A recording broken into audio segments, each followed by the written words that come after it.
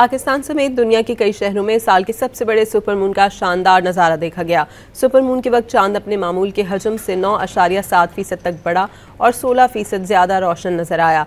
तर्जुमान सुपारको के मुताबिक पाकिस्तान में ये इस साल के 3 सुपरमून्स में से दूसरा सुपरमून था जो अपने हजम और रोशनी के एतबार से गैर मामूली इजाफे के साथ मौजूद था।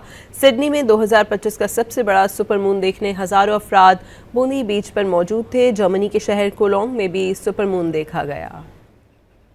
पाकिस्तान समेत दुनिया के कई शहरों में साल के सबसे बड़े सुपरमून का शानदार नज़ारा देखा गया। सुपरमून के वक्त चांद अपने मामूल के हजम से 9.7% तक बढ़ा और 16% ज़्यादा रोशन नजर आया।